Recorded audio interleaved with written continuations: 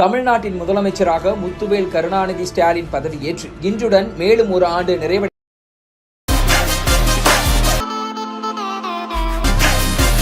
பிரச்சார மேடைகள் தொடங்கி சட்டப்பேரவை சாதனை பட்டியலை வாசிக்கும் முதலமைச்சர் ஸ்டாலினின் ஆட்சி. கடல் அளவு எவ்வளவோ அவ்வளவு அறிவாற்றல் நிறைந்தவன் நான். மலை அளவு எவ்வளவு பாரு. உன் தியாகத்தை பத்தி நாங்க கேட்கல. உன் பேச்ச அவ்வளவு நேரம் கேட்டுக்கிட்டு இருக்கும் பாரு. அதான் நாங்க பண்ற மிகப்பெரிய தியாகம். போய் உட்காரியா, மைக்கு கிடைச்சா முழுங்கிடுவே நீ. கடந்த 3 ஆண்டுகளில் சறுக்கிய இடங்கள் என்னென்ன என பார்க்கலாம். பள்ளி மாணவர்களுக்கு மடிக்கணினி வழங்கவில்லை. அம்மா உணவகத்தின் மீது தாக்குதல் நடத்தியிருப்பது. சொத்து வரி உயர்த்தப்பட்டுள்ளது. தமிழக அரசின் பொங்கல் தொகுப்பினை புலியில் செத்துப்போன பள்ளி எழுந்துள்ளது. காவல்துறையினருக்கும் போராட்டக்காரர்களுக்கும் இடையே மோதல் போக்கு நிலவி வருகிறது. புதிய மின் கட்டண உயர்வு அமலுக்கு வந்தது. வேங்கவயல் என்ற கிராமத்தில் இந்த தொட்டியின் மேல்புறத்தில் மல்லங்களை கழித்து சென்றுள்ளார்கள். கோயில் கருவறைக்குள் நுழைந்த பட்டியலின இளைஞரை தகாத வார்த்தைகளால் பேசிய திமுக நிர்வாகி. விசாரணை கைதி விக்னேஷ் காவல் நிலையம் சென்றவர் துடிக்க துடிக்க கொலை. மூட்டு வலியால் அவதிப்பட்ட பிரியா இறந்தார். தவறான சிகிச்சைதான் எல்லாவற்றுக்கும் காரணம். மடல் கடத்தலை தடுக்க லூர்து பிரான்சிஸிற்கு ஏற்பட்ட நிலை. பள்ளி மாணவர்களுக்கான குடிநீர் தொட்டியில் மலம் கலந்த இறந்த குழந்தையின் உடலை அட்டைப்பட்டியில் வைத்து நான்குநேரியில் பட்டியலின மாணவனான சின்னத்துறையை வீடு புகுந்து அறிவாளால் வெட்டிய சம்பவம். கள்ளச்சாராயம் அருந்திய சம்பவத்தில் ஒரே நாளில் 3 பேர் உயிரிழந்திருக்கின்றனர். கஞ்சா போதையில் பஸ்ஸை வழிமறித்து டிரைவர் கண்டக்டரை தாக்கியதால் 2000 கோடி ரூபாய் மதிப்பிலான போதைப்பொருள் கடத்தல் சம்பவம். திமுக முன்னாள் உயர்மட்ட நிர்வாகி ஜாஃபர் சாதிக். களி துள்ளிய காளிதன் காலில் தங்கப்பிகச்சோரையில் நீராடு. ஆட்சிக்கு வந்தால் மாதம் ஒருமுறை மின்கட்டணம் செலுத்தும் முறையை நடைமுறைக்கு கொண்டு வருவோம் என. உனக்கு குறவழி வரைக்கும் சோத்த போட்டு வண்டியில ஏத்திட்டு வந்ததுக்கு உன்னால என்ன பண்ண முடியுமோ அதை பண்ணிட்டேன். இந்த பக்கம் பார்த்தா இந்த ஊரை தான் அப்படி அநியாய வெயில். இந்த ஊரோட ஹீட் என்னன்னு தெரிஞ்சுக்க. சரி பின்னால திரும்பி பாப்போம். பார்த்தா ஐயோ கரண்ட் நின்னு போயிடுச்சு. எரிச்ச தாங்க முடியல. பேல 12ஆம் நம்பர்ல வை. இதே போல மாநகராட்சிகள், நகராட்சிகள் மற்றும் பேரூராட்சிகளில் சொத்து வரியை 25 விழுக்காடு முதல் 150 விழுக்காடு வரை உயர்த்தியது.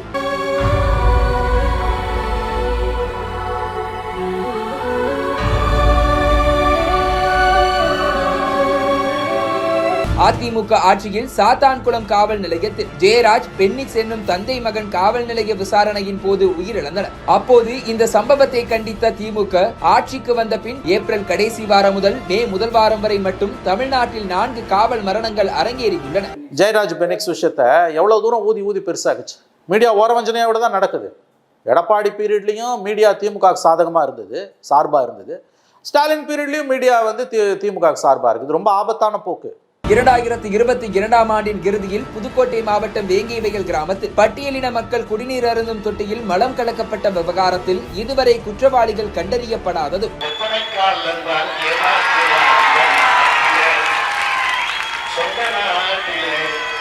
திருநெல்வேலி மாவட்டம் நாங்குநேரியில் 2023ஆம் ஆண்டு ஆகஸ்ட் மாதம் 12ஆம் வகுப்பு மாணவன் சின்னதுரை சக மாணவர்களால் சாதி கொடுமைக்கு உள்ளாக்கப்பட்டு அறிவாளால் வெட்டப்பட்டதும் திமுக அரசின் திராவிட மாடல் ஆட்சிக்கு சிக்கலை ஏற்படுத்தியது. ஒரு சாதி கொடுமை தீண்டாம அதை மாற்றிட பாடுபட்டு வெற்றி கண்ட இயக்கம் தான் நம்முடைய திராவிட இயக்கம் என்பதை யாரும் மறந்துவிட முடியாது. உனக்கெல்லாம் மானம், சூடு, சோரணை, ஈனம் எதுவுமே கிடையாதா?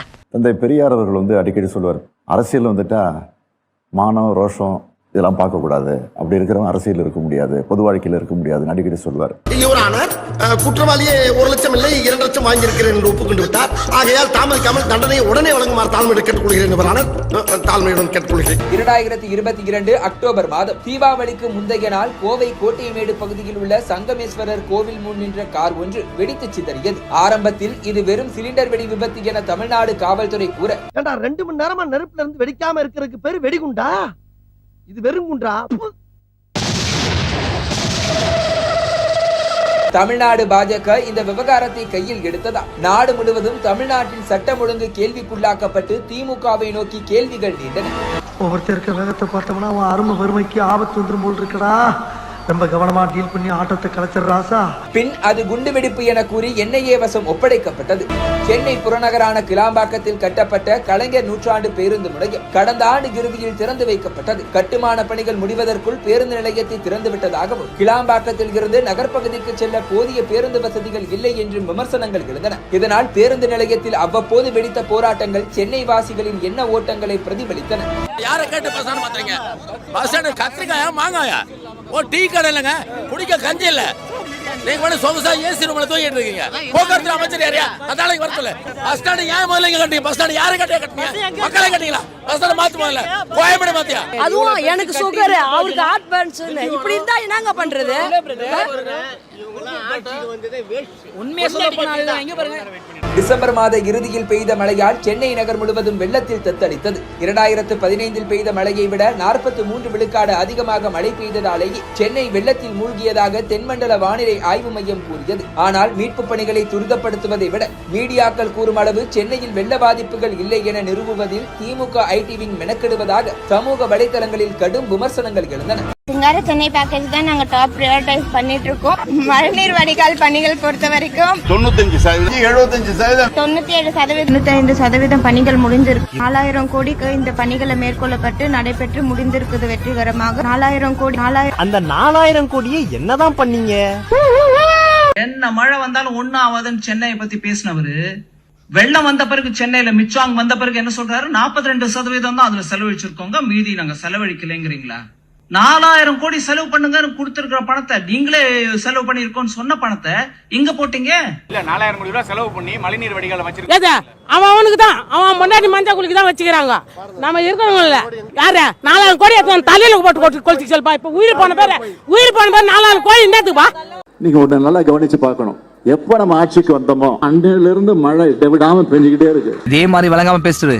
நம்ம அதிர்ஷ்டம் பாருங்க, தண்ணி கஷ்டமே இனிமே கிடையாது நாட்டுல. இன்னும் என்ன நீ பைத்தியக்காரனாவே நடிச்சிட்டு இருக்கறல? ஆக அந்த மாதிரி ஒரு சூழல் இன்னைக்கு நாட்டுல உருவாகி இருக்கு. அது நம்ம ராசி. உங்களை எல்லாம் திருத்துறதுக்கு 100 பெரியார்ஸ் வந்தாலும் முடியாதுடா. ஆக அந்த ராசி தான் இன்றைக்கு மழை பெஞ்சுக்கிட்டு இருக்கு. வேண்டாம், கால் நூற்றாண்டுக்கு அப்புறம் உன் வாழ்க்கையில ஒரு சந்தோஷம் கிடைச்சிருக்குதுன்னு அகம்பாவத்துல ஆணவத்துல தலகால் தெரியாம ஆடாத. இது நிலைக்காது.